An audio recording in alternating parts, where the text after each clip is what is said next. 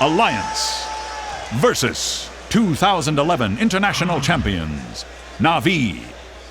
Navi's Ladies and gentlemen, welcome back to game number 4 of the International number 3. What could be the final match of this entire tournament? Na'Vi is on match point. The Alliance on the back foot. They started off hot, 1-0. They won that game before the 20-minute mark, yet in games 2 and 3, Na'Vi had all the answers. The winner of this set takes home $1.4 million. And right now, for me, Lumi, it's been the match of the Wisp, because every game we seem to see something different. Na'Vi's giving away the Wisp. Alliance is giving away the Wisp. And here we go. This time around, the Alliance get it with the first pick. Yeah, the bans of games 2 through 4 so far has been exactly the same. Na'Vi says, don't want to deal with Chen, don't want to deal with Naga Siren, and Lion says, we don't want to play against Havosa's Lifestealer. Of course, not against the Darkseer either. So both teams is throwing OP stuff against each other, and a lot of it is sticking on the wall. Yeah, they've been banning out the supports, and I mean, it's been effective so far. Yeah. Removing the junglers, removing EGM's go-to heroes. Now, he can, of course, play Windrunner, but generally when he's on Windrunner, they like to put Ake on Chen or Enchanter. So look at this bans. 4 supports being banned out. Have we seen anything like this in the past? I mean, I think this is the kind of strategy that works well against Orange Esports as well, because to me, Alliance and Orange are very similar in the respect that they both have incredible support duos. Extinct and Net, and then you've got Ake and EGM. And these teams, sure, they might not rack up the kills in every game, but we see the importance of the supports, and it's been a tournament about supports. Yeah. We're seeing that again here. And now, Na'Vi get a Dendi Puck.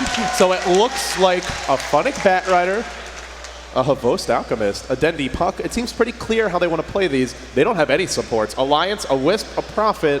We know the Wisp should be going to one of those 2 supports. We know the Prophet's going to be going to Admiral Bulldog. What's Loda going to play? What's S4 going to play? Again, these 2 players are so versatile that you don't have to worry about it so much right now. I think what Lions need to figure out is their central strategy, predict the lanes coming from Na'Vi, and hopefully counter from there. But I mean, what we saw out of Lions last game, and to me, last game was a big lesson for all of us, why they could comfortably leave Wisp in the draft. Their supports were never caught out, always in the fogs, never got picked off a relocate. We saw over 6-7 minutes where a single relocate wasn't even used because then they did not see anybody. So for this game, we gotta ask the question to Na'Vi. Are they as vigilant? Are they going to get picked off by relocate? Because like we know Alliance is going to come out guns blazing, looking for kills. Yeah, in theory, Wisp Prophet is incredible late game. It's very hard to play against, but if you weather the storm and you don't get picked off, you look at what these heroes actually bring you, and they're squishy. They don't have much team fight directly. They more rely on their allies to set things up. So it puts a lot of pressure on S4, and if Na'Vi do dodge those ganks, if the relocates aren't coming, if Bulldog isn't able to apply a lot of split push, if he's getting caught by lassos, if they don't get off to a hot start, if they're not finding many kills, I mean, ultimately Na'Vi's got the much better 5-man, the much better death ball right now. Yeah, and also, you know, you were talking about supports. What about KuroKy's play last game on that Rubik? I mean, he didn't even have a blink dagger, and he's still using the lasso. He was literally like a Batrider for the team, right? Just blink in, lift, toss back, and suddenly that hero just died. Yeah, when he stole lasso, he was Batrider. Right, when he didn't steal lasso, he just blinks and he lifts, and he set up like 3 or 4 kills in a row, which won them the game. Immaculate support play. He had virtually no farm that game, which I was even mentioning in the cast is very unusual for him. But the Alliance now, they'll go to their staple. We saw it in game 1. It's when they get Wisp, they really like this Gyro. Great team fight carry, great BKB carrier, and against Na'Vi, you need BKB. Yeah, actually, I think Gyro and Wisp work quite well together. We saw Loda in game 1 using the exact same synergy, and obviously right back to KuroKy's Rubik. But Gyrocopter is one of those carry heroes early on that could dish out a ton of damage, but he doesn't necessarily get into the fight, right? You have to teleport there, and by the time that he gets there, he doesn't have a good cooldown drop on. But when you are in the middle and thick of things, and when you have things like damage block from Overcharge Wisp, when you have attack speed increase from Overcharge Wisp, you are going crazy with your flat cannons, rocket barrage, and call down, obviously. So I'm really starting to wonder what S4 is going to play. I mean, you mentioned he's a very versatile player. We used to see the son of Magnus playing that Magnus quite a bit. But, I mean, Magnus doesn't match up well against Bat. They're not going to go for his hero. Now they go for the Crystal Maiden for Ake. So you've got an EGM Wisp and Ake Crystal Maiden. I want to know what S4 is going to play, because if they go Mag, which seems like the most common alliance here we've seen, he's not going to do well against Bat, he's not going to do particularly well against Puck, and he could get picked off early. And if you go Mag versus Rubik, you're asking for KuroKy to steal RP. And if he doesn't go mag, then what does he go? I mean, Dragon Knight, Beastmaster, seconds these heroes are going to lose the lane to Na'Vi. There is OD still in the pool, and OD just absolutely shuts down But it's Puck. so much. It's not an S4 hero. Like, we Exactly. don't see him play it That's at all. right. I mean, it's not yet Puck. It's not a Queen of Pain. It's not a mobile hero that has a huge impact in the team fight. All he does is perhaps Astral somebody or Force Staff somebody. So it's not an S4 hero, but in the sense, I'm leaning towards the mag, but I just feel like Na'Vi have the answers for it. Yeah, well, Clockwork would have yeah. been the other one, and it's banned. Alliances and turn it's to not ban. here anymore. So yeah, it begs the question: what will S4 play? He is generally like when Alliance win games, a lot of times it's through S4 kind of Na'Vi's facilitating the turn team to fight. pick. He to me is kind of like the Shao A of the West. He really direct how the battle goes. He's very survivable on the front line, but you got to give him a hero that allows him to do that. Now Alliance will wait on Na'Vi's final pick of the draft. They've got a lot of signatures here. Funnick Batrider haven't seen as much, but certainly have seen it in the past. The Puck mid for Dendi, one of his very best heroes. Alchemist for Havost has been the go-to. They get it again. 10 seconds So now remaining. everything's been set except, well, this last support. Puppey, his Enigma denied to him. seconds remaining. What's plan B? I think right now, if you're looking against Alliance, despite the fact that they have a Wisp, you have to respect the power Resolve or the threat of a offensive tri-lane. Gyrocopter, Crystal Maiden, and Wisp has what it takes to kind of blow things open on that offensive try. So I think you pick up a sort of a defensive support. There is a twin-headed dragon. Normally when Na'Vi go for it, it's with a Darkseer, so not entirely sure what the choice would be. I mean, if they want to go really defensive, there's things like Shadow Demon, but generally Shadow Demon and Rubik don't work well together. They're both setup heroes. They don't have much damage. So Na'Vi really waiting on that last pick. Yeah, we'll have to wait and see. Now, Puppey does have a wide range of jungle heroes.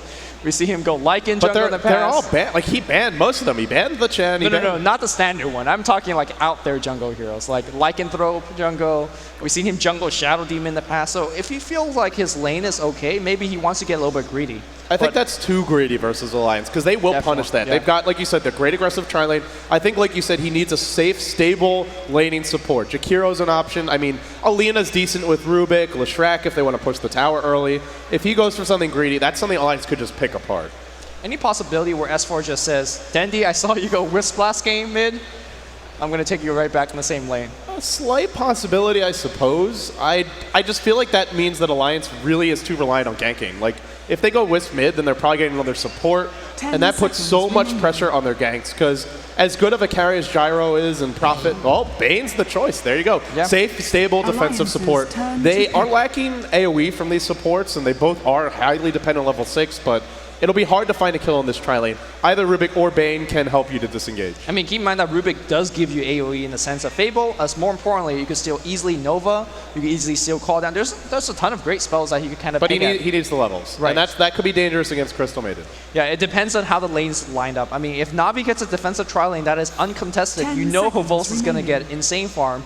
You know that Rubik as well as Bane's going to get a little bit of jungle farm 5 as well. seconds I remaining. really like to see Alliance go back to their standard, kind of your ancient stacking. Just slow it down, use the Reserve efficiency time. of the jungle, and the fact that they are so on top of every single pool and stack, and just 10 slowly seconds beat remaining. Na'Vi. And it's a Night Stalker.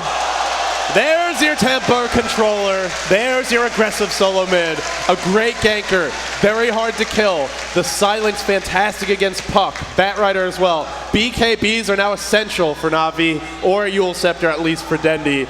And game 4 is about to get underway. Na'Vi dropped game 1, took 2 in a row. They now find themselves 1 win away from $1.4 million.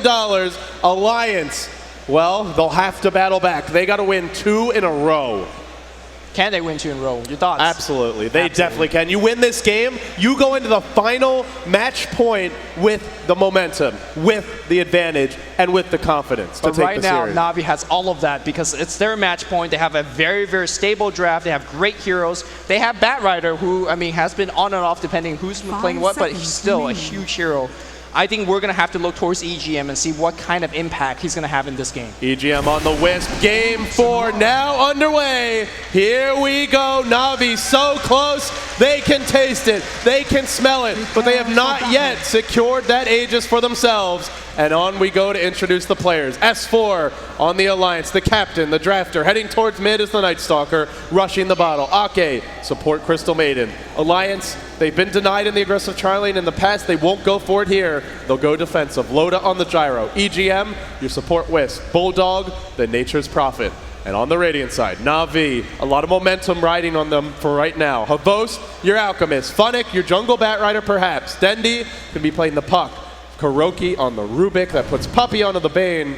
We'll have to see where Na'Vi go, but it looks like both teams want to go defensive, so expect a very fat Alchemist right now. Yeah, at the same time, though, keep in mind that the way that Admiral Bulldog likes to play on the spot lane is send a couple of Treants, block the 2 camps early on, block the second spawn of that camp by 1 minute, and then go back to the jungle. So I think Kuroki as well as Puppey is going to have a little bit of difficult time finding early levels.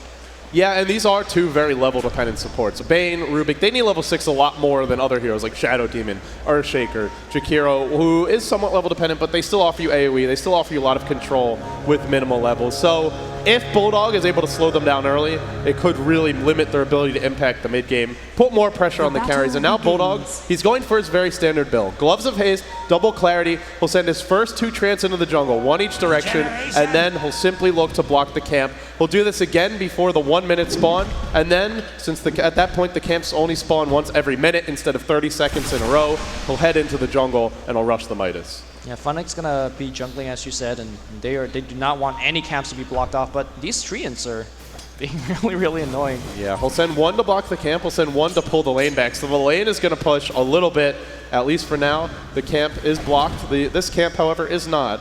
And Funnick's jungling is not going to be denied, so he's slowing down the supports, but Funnick should have an easy time of it. Yeah, Admiral Bulldog's one of the best players. You can do these like jungle shenanigans, and so far he is effective. Look at this creep wave with 8 creeps. It is slowly going to push in against Admiral Bulldog eventually.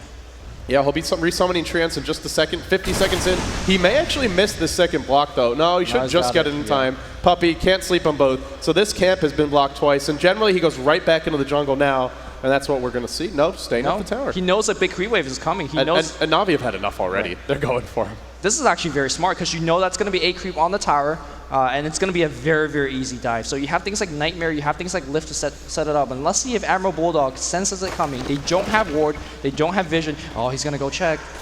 Early boots for Havost. He's got to push this wave in. Doesn't have acid spray. These Treants are coming up the hill. They will see the Na'Vi supports. Just expert micro. He knows. He knows what Na'Vi wants to do against him. Yeah, he scouts them out. He'll back off. Bulldog playing cat and mouse here. So the trades elsewhere. It's a free farm Alchemist, maxing Greevil's Greed for Havost. Not rushing the Midas fully, though. When Loda rushes it, he skips Boots. Havost going for the more aggressive killing build. Might be able to run Bulldog down, but right now, Bulldog very defensive. He's getting experience off this lane. Yeah. You compare that to Funnick, he's not, but he is farming faster. He'll stack the jungle, he'll rush the Blink, so a very different approach from these 2 offlaners. We see a little bit of a tower damage on tier 1, but it's not going to be significant in any sense. Havost struggling to find a little bit of farm as, well, you're kind of between 2 towers, so in fact, he's being harassed here by yeah, he's taking tower shots as well. We'll have to wait for this next wave. From both directions, the tower's really working against him. He has a Salve here. He'll be okay, but he's being forced to use his regen early. Meanwhile, top lane, you're getting Wisp a lot of levels. EGM already hitting 2, so his level's not being denied. And actually, I think overall, I give Alliance a slight edge here, because if you have under-leveled supports against Wisp, I mean, we know what happens. They just melt. Well, the thing is, if you see them, right? Again, last game from Alliance, they dodged most of the relocate gank. Let's see if Na'Vi support's going to do the same. Back in the mid lane, it's a lane that we haven't really talked about too much. It's going to be, ooh, Kuroki's here. Looking for a kill, but S4, Night Stalker, one of the hardest heroes to gank. He's got incredibly high base armor, already 6 and a lot of HP. Not going to be an easy nut to crack. They'll go in now, though. They hit him. Funnick's coming as well. Could be a first blood to Na'Vi. S4 falling fast. Not going to have a fast start. He is going to drop. Na'Vi, once again, a first blood going their way. And it's always on the mid lane here. And they force a Bulldog TP. That's pretty huge. Well, he's going to get a ton of EXP on the mid lane, so he should be okay. But I really like what Navi's been doing in this entire series. They just have a vendetta against S4 saying, we know you're a great player, we know you can facilitate it and teamfight in the mid game, but we'll shut you down hard. Remember the first game on Beastmaster? 0-5-0. They have made so many ganks against S4, and this game, it's the exact same thing. S4 not getting too much done here, so far at least. S4 is so accustomed as of late to playing these tempo controllers mid that dominate the lane. The Puck, the Batrider. Lately in this series, we've seen him on the Beastmaster, we've seen him on the Night Stalker, we've seen him on heroes that aren't really as good at winning the lane, and Na'Vi are not only recognizing that and punishing him, but in terms of winning the lane, because Denny was already winning the lane, but they're also ganking him a lot, so it's really a 2-pronged assault. Ban out the supports and gank S4, and on the back of that, already gold, experience. I mean, it could be much farther in Alliance's favor, but instead it's pretty close. Yeah, again, Na'Vi has made the adjustment in this series. They have changed up the picks and bans. They have targeted different players. And Alliance need to answer. So far, they are doing the absolute standard. And it seems like the standard game is not good enough. So far, S4 though does have his basic items. He's farming okay. He's got Bottle, Magic Wand. The tier 1 mid did fall earlier, so he got some gold and gold off of that. And ultimately, Night Stalker isn't as item dependent as other heroes. Night Stalker doesn't really need a Blink Dagger. He doesn't need big items to initiate. And he can still have an impact simply by running around and threatening the gang. Remember, they do have Relocate. They've got the global lineup. Here we go mid. 3 or 4-man gang. All you need is a Dream Coil. Ooh, Orb's going to be used. Oh, they can't get in range yet. 4 heroes. Ooh, that's some hate on S4. They actually lift him, toss him back. No Nightmare, nothing. TPC's being come here from Wisp, and they'll back off. Yeah, now they'll tether up. EGM ushering them away, slapping down Dendi with some orbs. A lot of deaths, and, well, Alliance have the Wisp, so I suppose they should feel pretty good. So should we go to game 5 now, or? I think we'll play it out, Lumi. Okay. I think we'll play it out. Fair enough. One thing to point out here is Loda's skill build. If you can see that he's actually maxing Rocket Barrage, and that goes back to the playstyle of Wisp and Gyrocopter. He knows he's going to be in the middle of the fight. Back in the mid lane though, Dendi dropping low, but he should be okay. But yeah, Gyrocopter, he knows he's going to be in the middle of the team fight. He knows his magical damage is going to be intense, so that's a spell that you definitely do want to max when you have Gyrocopter in team. Havost is free farming. Havost is up to 2k gold.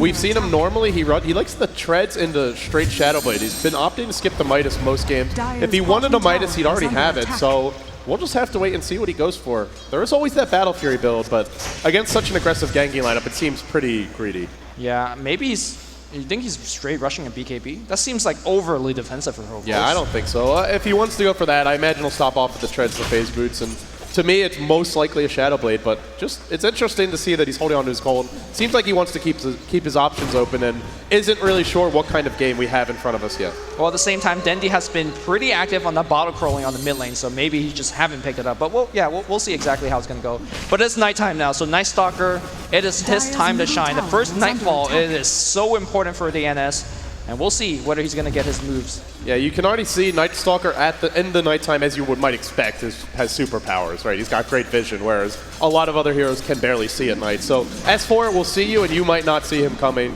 No one on Na'Vi, well, actually Puck, I believe, does have pretty good night vision, but overall, S4 could get the jump here. One way to deal with the Night Stalker, though, is simply to group. If you're all together, then there's no one to gank, and he can't do much to stop pushes. He's not particularly dangerous with farm compared to other mids, so Na'Vi, they'll say, great, you pick Night Stalker. Come stop our push now. Good luck with that. The tier 1 falls bottom. Na'Vi, first blood, second tower, and now, well, gold.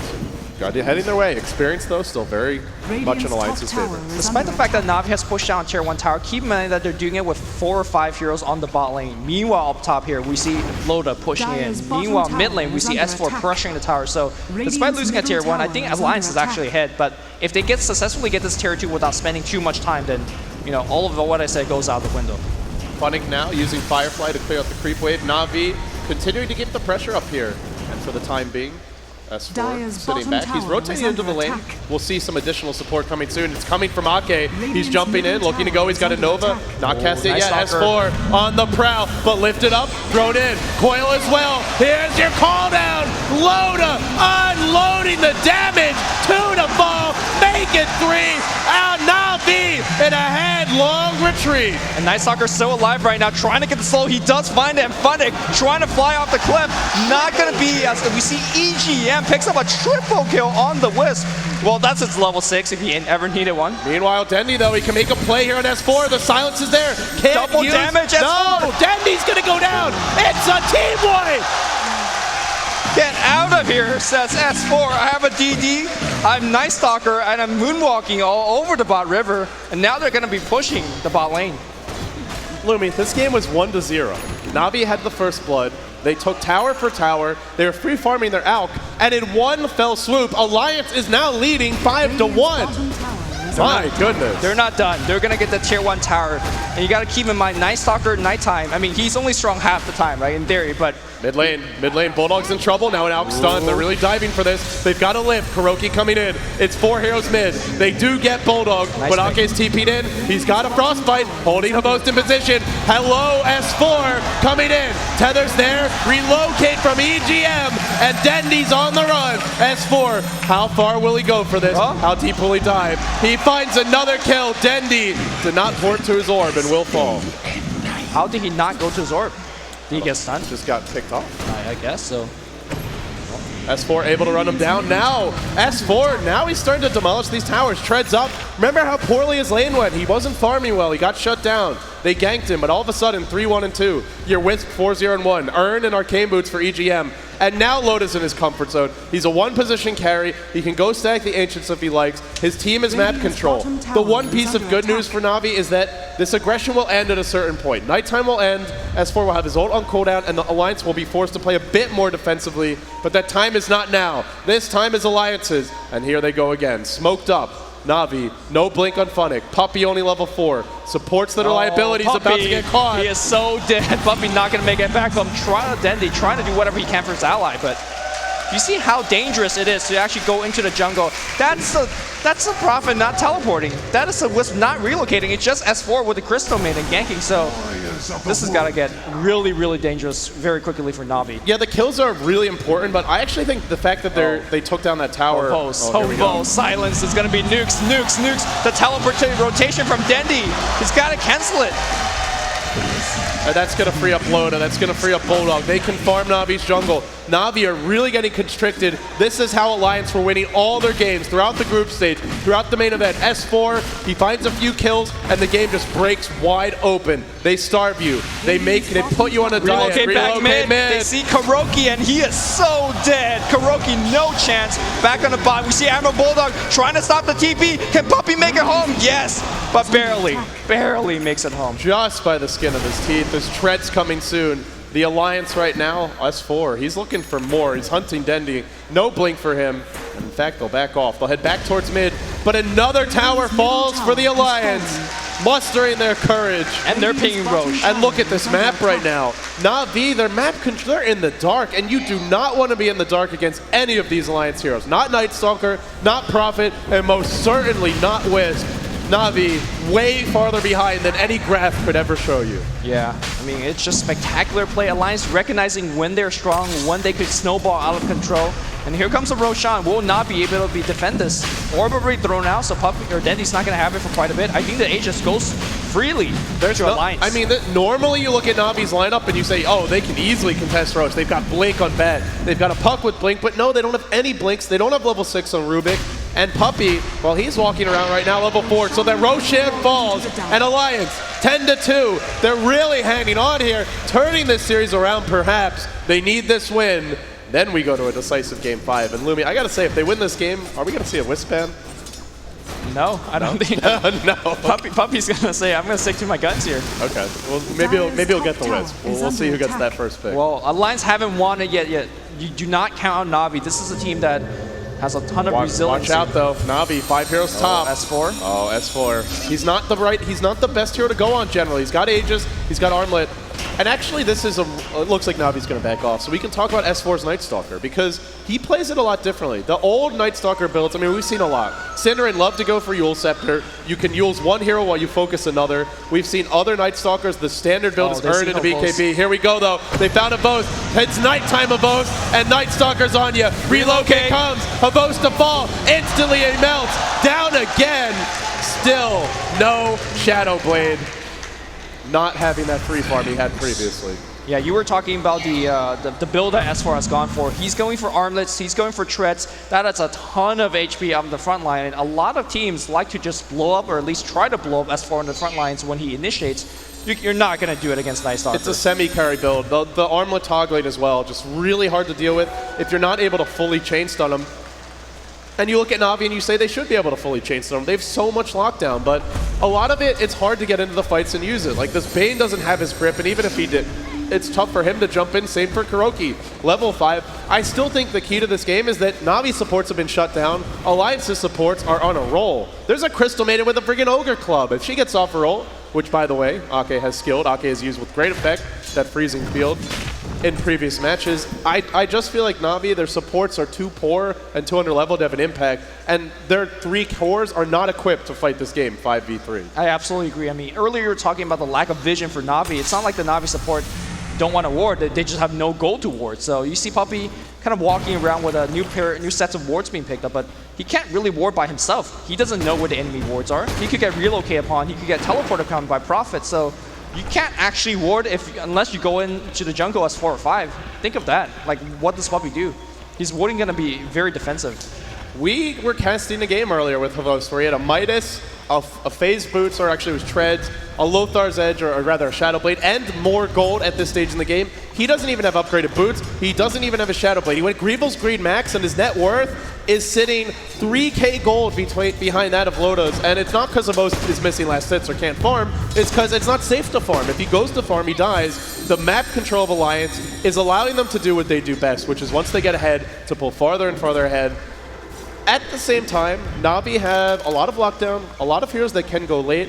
I don't feel they're 100% out of it, but it's like right now, Alliance probably 80-20, 90-10 that they take this. Yeah, it's definitely not looking too good, but at the same time, keep in mind that Night Stalker, again, only efficient like half the time, not counting his ultimate, obviously. So right now, we don't see too much aggression from Alliance because of that.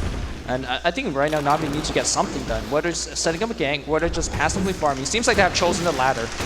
Loda now has a BKB, and now if you're Na'Vi, you need to start worrying about your physical damage. They'll need to secure some, but here we go. It's a smoke gank. Ake, EGM, S4, they're all here. Oh, Remember, Kuroki. the night, everyone can get here quickly too. Kuroki right into the middle of them. Look at him melt! No chance, no way out. He'll take a spill. That was too easy. That was too easy. That was way too easy. I mean, how is Kuroki going to make the spectacular plays of last game when he dies that fast?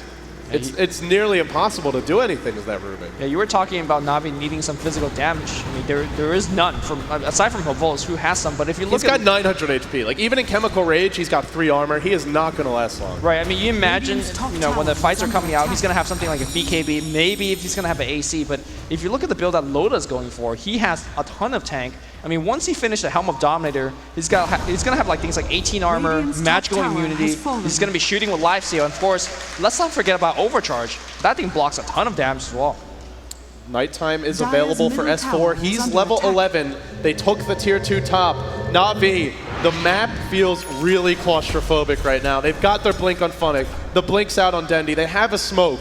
They want to be fighting with these heroes. They want to be finding kills. So much aggression in this hero composition, but the way they're playing, very passive. As they roam around, they're spotted by Dire Observer wards. Alliance know where Na'Vi are, and if they do want to fight, they still have this Aegis. It is going to expire pretty soon, but with 1 minute to go and a BKB up on Loda, I think it's go time for the Alliance. Na'Vi, their backs are against the wall here. Well, it looks like we're going to see a deep roam. I mean, a Crystal Maiden solo roaming into the enemy sticker shop. Yeah. This doesn't happen. Like, she's not afraid, because if she gets jumped, there is relocate, there's TP. So this Crystal Maiden's actually running with 4 of her allies. And here we go.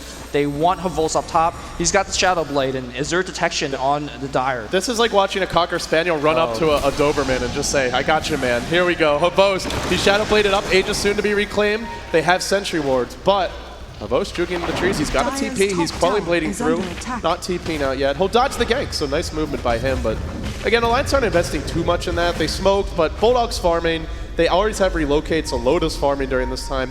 When they go for ganks, they don't have to invest as much as Na'Vi. Right, and even if those ganks fail, that's okay, because you know Na'Vi's constantly farming as 4 or 5, so they're definitely losing out in terms of gold.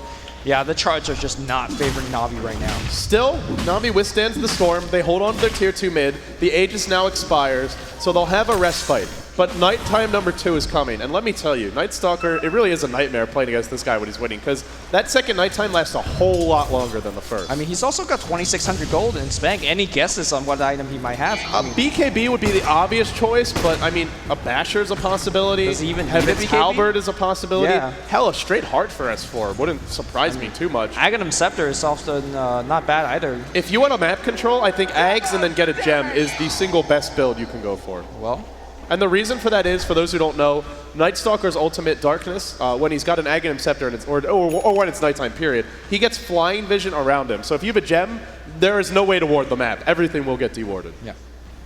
Vol's being forced to TP back. He's getting farm, but his farm is coming very slowly. He is forced to go at BKB. He needs to tank at the front line. I'm not exactly sure how much that's going to be effective. He needs armor too. Like, there's a lot of physical damage on Alliance. I mean, Bulldog now, he's got his Shadow Blade up. He's working towards the site.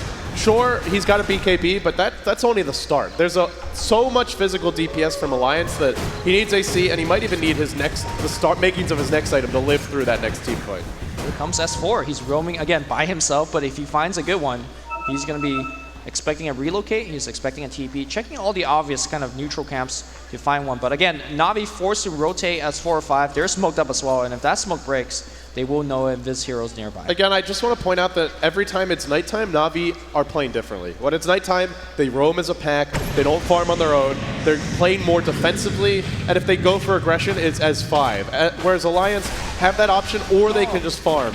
So Na'Vi all grouped up, farming one creep camp, while Alliance spread to the wind from the entire enemy jungle, also push the lane. They've got a mech now on EGM. He's level 11, he's not an easy kill, and I think we're going to see a tower trade. It's a tier 2 for Alliance, a tier 1 for Na'Vi. And taking this tier 2 for Alliance, the Roshan control for Na'Vi, already weak on the Radiant, gets a lot weaker. In fact, Alliance could even defend their tier 1 up top because all they have to do is TP S4 in, and then just relocate. And already he's TPing. They're going to defend and they're going to take the tier 2 bottom. And Na'Vi either back or they might just get wiped. They have to back now. Like, they don't see Night Stalker on the bot lane. There is an Observer Ward here, but S4 is so far back that even if they want to go on him, there's just no way. Right, they see S4, right? So they just have to back. They can't even take that tier 1 tower as 5 players. That is how far Na'Vi's behind. Yeah, again, it's one of those games where if you don't know how Wisp and Prophet work, you look at it and you just think, why are Na'Vi afraid of one hero? But it's not one. It's really their entire team. Between Relocate, the Prophet TP, suddenly it's 4. One more TP's in, it's your entire squad. Now the tier 2 falls bottom. They defend their tier 1. They take a tier 2. It's been all Alliance all the way since about the 6-minute mark. 20 minutes in, leaving 12-2, striking back in game 4, and well on their way to forcing a decisive game 5. I mean, that just speaks to the power of one single engagement. Normally we think, oh, early game engagement, you lose a fight, you know, you have a lot of time to make a comeback, you only lose like your outer tower, but it was a 1-0 start in favor of Na'Vi. In fact, first blood against S4 in the mid lane, and suddenly, after a 5-man wipe, the game just changed, right? Now Na'Vi have to play defensively. Yeah, just look at where their heroes are. They're usually at the base. If they're leaving the base, it's S5. Alliance, they can farm, they can split push, they can gank, or they can do this. 30 seconds before Roche is up, say, we're not going to wait for the Roche. We're going to force the fight mid now. Glyph is up for Na'Vi. They've got a blink on Dendi. They've got Kuroki with his level 7. So Puppey has Fiend's Grip. They've got the makings of a team fight, but is it really enough? It's not tough enough to say. Yeah, Loda's got a BKB. S4's got his BKB being delivered, and with these two on the front line dishing out a ton of damage. Yeah, you can't go on these guys and you can't ignore them. Rock in a hard place right now. Na'Vi caught between them. Well, I guess BKB now complete. Alliance really forcing this mid-fight. The Roche, they'll go back for it. Once this tier 2 falls, the way lies open, and it will be denied. Nice play. Great play by Dendi, but I mean, the bigger thing is the tier 2's now down mid. Havos. He can't be. He's got a BKB. There's actually no way to cancel it. So if he just TPs out in time, he should be okay. Oh, Shadow Blade does come. Yeah, he's got a BKB. He's got a TP right now. He did not. Oh, the right clicks. Oh God. Oh God. Yeah, not popping Chemical Rage. The extra HP and regen. It almost cost. And that's what I'm talking about. That physical damage. Right. You can see it right there. I mean, that was too close for That was scary. That's with S4 not having any big damage. Just Armlet, which is big, but he hasn't gone for like the pure damage item that comes next. Be it the Basher, the Abyssal Blade, the Desolator, I mean, whatever he wants to go for. Then he really packs a punch. And into the Roche Pit the Alliance go. Eagle Horn up on Loda. Feeling like an Alliance tempo. Feeling like an Alliance game. Not over just yet, but this Aegis, it's big, and they're about to get it. And Na'Vi knows they can't really do anything about the Roshan. But I don't think they can push either. They can't. Aki just TPs in, and if you see Aki, with this ward, they do see it. You can't push. Yeah, like a single Crystal Maiden is defending against 4. Crystal Maiden is scaring off. Well, obviously it's a relocate, it's the follow-up TP. Right, but at face value, it's Ake scaring off the entirety of Na'Vi. Roshan will fall, Aegis on the Loda, and now Alliance one big step closer to taking this game. So if you're Alliance, you're close. You have your BKBs, Butterfly's coming soon to Loda. Do you just sit back and Dyer's top farm? tower is Do under you attack. force the fights now? How much more do you think they want to wait? I think a lot of it is being dictated by the Nightfall. I mean, we generally don't say something like that in a lot of professional games, but you have Night Stalker, so you definitely need to plan something around that.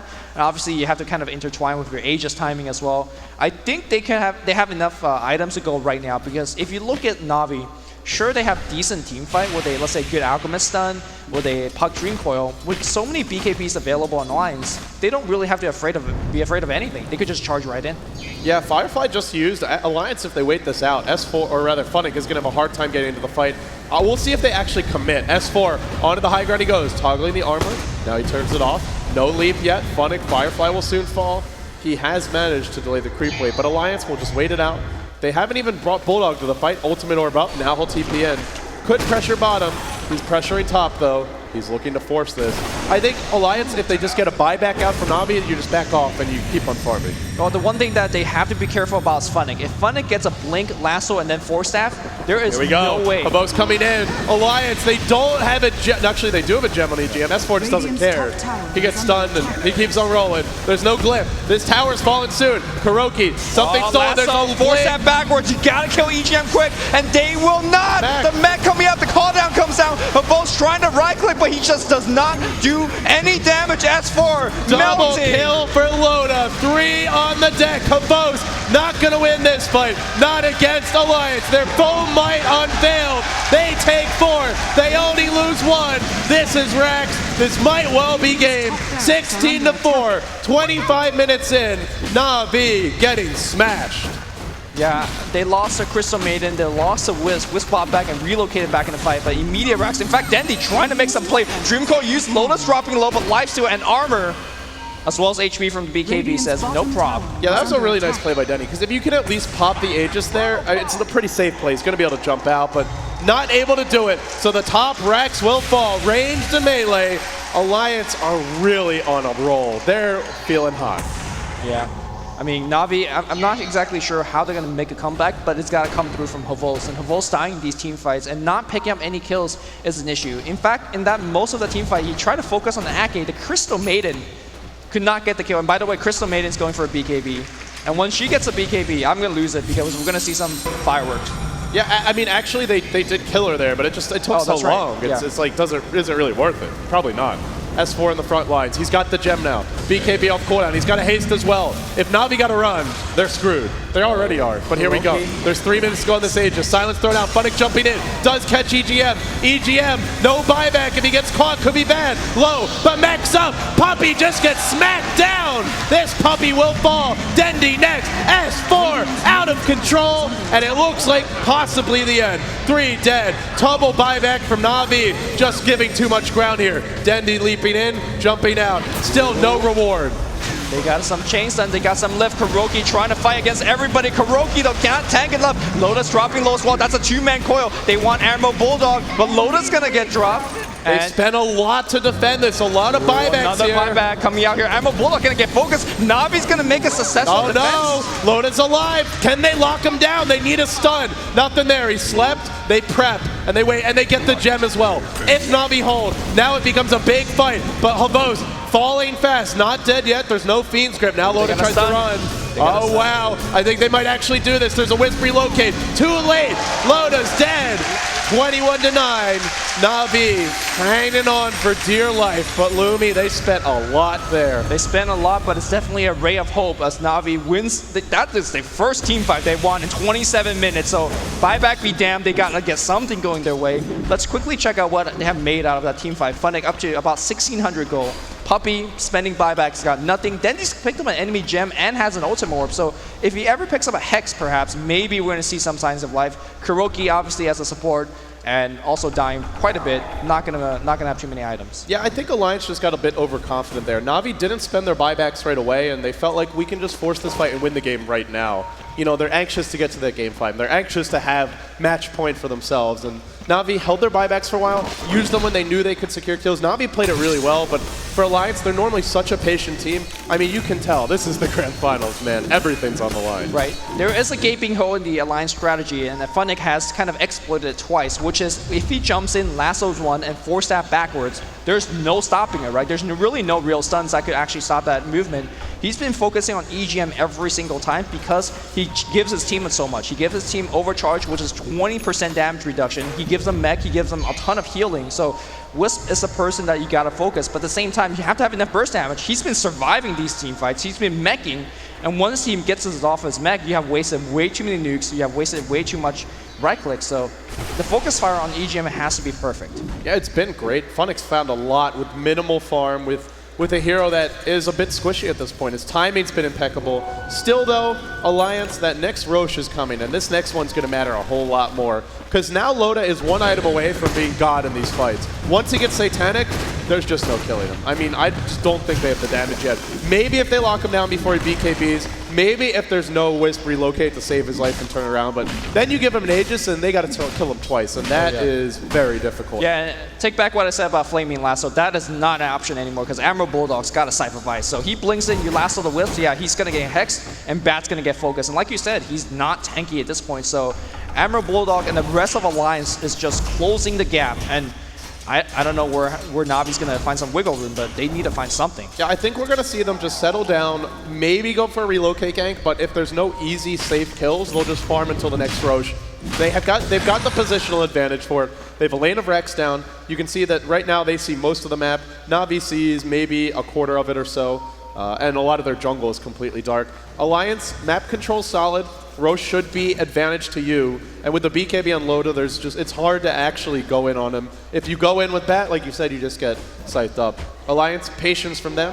Now, a BKB coming for Ake, and we've seen him have some amazing freezing field. So don't be surprised if Ake is the secret MVP in the next team fight. I'm expecting 3 cheers for Ake once he picks up the BKB, because we don't see BKB Crystal Maiden a lot in pro games, so get ready, it's a rare treat. Yeah. And the thing is, you cannot blow Fiend's Grip or Lasso on Ake in a team. You could. Not in a team fight. If you find a pickoff, that's fine, but if you blow that on him in a team fight, that means that the Night Stalker, the Prophet, the Gyro, the real damage dealers, or usually the real damage dealers, are just going nuts. Right. So very, very huge item pickup here in the form of Assault Cuirass really allows Alchemist to tank at least respectively up in the front line. Still can't really deal with the right clicks coming out eventually from the Admiral Bulldog, and definitely now from Loda, but once he gets his Basher, or maybe even he's forced to go MKB at this point, considering that there is a Butterfly, whatever item he goes next is going to help him to really stay in the front line and start killing EGM, because I imagine the Bat Rider Initiate will still go to him. I'm really curious to see what S4's next item is. He's up to 3,000 gold, and there's a lot of different ways to take Night Stalker. If you want to go for more of a carry build, then you can go Assault Caress, you can go Basher. Desolator is a decent, but I think something that helps him tank and dish out damage is probably ideal here, since Na'Vi are going to go on him if they can. So what about something like a Heaven's Halberd? You're dealing with a one... Yeah, there you go. That's 3 cheers and then some for Ake. Give the Crystal Maiden a big BKB. The little Crystal Maiden that could. But back to S4, back to the good stuff, right? I mean, what about something like Heaven's Halberd? Because you're dealing with a one-row carry lineup. He's got BKB though, so sure. Disarm not going to help you He again. says, all right, forget the... I know you got BKB. I will raise you with a Basher. I think this is the better choice. Yeah. Because there's no evasion on Havost right now. All they really need is one Bash in the team fight. And Havost, if he dies, I'm sure you can buy back, but you're probably buying back without Chemical Rage. You're buying back when your team's on the run. Fight's going to fall apart. So you get the Basher, you pray for one good Bash, and that could very well be all she wrote. I just want to point out that Na'Vi have actually managed to stem the dipping on the gold graph. It's close to a 20k gold lead, but it's not getting worse for them. It's plateaued a bit. Perhaps the makings of an epic comeback. Yeah, if they come on to win this game. Hold your thoughts on that one. Yeah. Hold your thought on that. They need a lot. There's a lot ahead of them. They've probably got to win 2 or 3 good team fights, but this is a lineup that can really scale. Dendi could get a Scythe of Ice. Havost can get a Super Basher, his Abyssal Blade. Your Rubik for Krogi, Blink Dagger, Force that. If they do win fights, they've got a lot of room to grow. It's not like they're running out of options in terms of late game. Yeah, the reason that why we don't see the gold graph dipping as much is because, first of all, Alliance is not really taking over the enemy jungle just yet, so Na'Vi is still finding some tiny bit of farm there. The other thing to talk about is that that top lane, the fact that this Rex, we see 20 gold creeps being pushed towards Navi's side, and that's. But they're really not 20 gold creeps because you have Greevil's creep. Exactly. So that's keeping him up as well. And you got to keep in mind, Alliance is never going to see this particular creep wave because the creeps on the other side are bigger. So it's always going towards Navi's side. I mean, this is like digging deep, but Navi quote-unquote has the advantage in terms of farm because of losing a Rex up top. In theory, we'll see though. Theory, with the next Aegis, with Wisp relocates, I mean, you're still looking at a lot of heroes who don't have much. And now Roshan will fall. Navi never intended to contest, and this is already Aegis and Cheese. Give it to Alliance.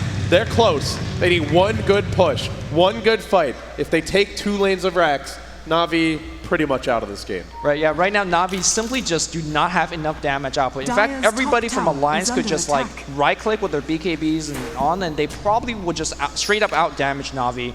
And yeah, that's the tactic. So they will glyph and they will TP for this Rex. Havost, you need to get the hell out of there. He gets the tower, now can he get out? Relocate comes, he's got a BKB. They head the wrong way, they're not gonna find him. Great juke by Havost. He takes a tier 1 top and keeps his team alive. He's also, by the way, got a Demon Edge. Are we looking at MKB No, here? there's a butterfly up, so. Should be MKB. We can always pray for Sorry, it. I thought you meant Divine. Not yet. We can always pray for one, but not going to happen. Well, they do. Mid lane, Havost. He shadow bladed up. It's not going to wear off too soon. Do you perhaps think that? Oh, they knew. How did they saw me? Like, how did they know that he was there? Oh, they thought he was close. Uh-oh. Ake's got a DD. And the thing is, he's got an Aegis. BKB does remove the double damage, but he doesn't need BKB. It's go time. Okay, yeah, they're going down mid now. Navi, they're going to have to really force this. I mean, if they don't, Rax is down. How do you stop Loda? They don't have buybacks, by the way. Just the Batrider buyback for Funnick. So maybe he jumps in, dies to slow this down, and then buys back, but we'll have to see. Here comes Loda. He's going to start chipping away. He's very hard to deal with the Rax, the tier 3, all in jeopardy as the tier 3 melts. Still, there's Cheese on S4. Can they really bring him from 0 to none? If not, he's got 2 lives. Loda's got 2 lives. Bulldog's got buyback, so give him 8 heroes in this push. And now, well, a leap away by our bat. Funnick not ready to go. They lift S4. Very hard to go on him. Remember, he's got Cheese. And still Alliance standing strong. The glyph's been used. The tower's about to fall. They nuke and then silence Funnick. Now the tier 3's down. Funnick out of this fight for quite a few seconds. The tier 2, the Rax is gonna fall. Loda's taking it. Now Havost backstab on Bulldog. He's gonna drop. On to Funnick, last way up Loda, but Loda is still alive. He's still got a Satanic. Havost is hexed, and Havost will fall. S4 and the rest of the team triple buyback coming up from now. Quad buyback. They need to make something of this happen. Dandy finds a 2-man coil and they're gonna go right in Funnick. Oh, he's silenced up. Relocate here. Loda still got BKB. Bulldog will fall though. I think. No, he's still not alive. dead yet. Havost buyback into death again. And S4, he's gonna chase. The other dead. Alliance, the Swedish monsters. They force a game 5. Credit to Havost making something out of nothing because that backstab took Alliance out of the comfort zone. Was able to get a ton of done in that team fight, but they were just out-itemed. They were outgunned. Way too far behind. If it was close, that could have made the difference. Yeah. But Alliance, give it to them. They went for a Night Stalker mid. They pulled something out of the hat, and they crushed virtually from start to finish. This is the first time in TI history that we're going to a game number 5. Is it really? Wow. I think so, TI. I believe you're right. Yeah. And on that note, over $2 million hang on one more game. We'll throw it back to James and the analysts. It's close. What a great game for there. Alliance coming out strong and really putting some good focus on their support players and getting it ahead early with the Night Stalker. And of course now we will be going to a final match. Pretty amazing stuff. What did you make of it? I will actually be handing in my resignation after this because I did not think they could come through with those picks against what lineup Navi had. Really? I was sitting here thinking, wow, Navi really got a dream of a lineup. And Alliance, when they picked that Night Stalker, I was so torn on it. I was like, they need a gank a lot, but it's not going to happen. I thought their last hope was picking a Magnus now that they had banned out the clockwork, but they made it work, and they made it work big time. Yeah, I was very surprised that they could come back. I think, didn't S4 get first blood, and then they... Well, okay, yeah, go on. Yeah, he did. S4 got first blood versus the Night Stalker. That's right. But like, I just think that. Okay, no, I just think like S4 in terms of shutting him down early. like wasn't the big deal of the early stages. Sorry, go on, continue. Jacob and I are still confused. You're confused. What did I do? Nothing. Continue. Oh no, I just said S4 got the first blood against Night Stalker. Yeah. Sorry, S4 didn't kill himself. Yeah, generally into Night that. Stalker, if you get behind, and especially after first night, it's just over. Yeah. Like it's such a risky hero to pick, and I didn't think that they would utilize it, especially against this powerhouse lineup that Na'Vi showed. I think this is one of the first times we can actually say high risk, high reward in this tournament, because that's exactly what that pick was about. Getting the Night Stalker, they had to do everything in their power to just gank and keep Na'Vi contained, and they did exactly that. Okay, I know you're a great commentator.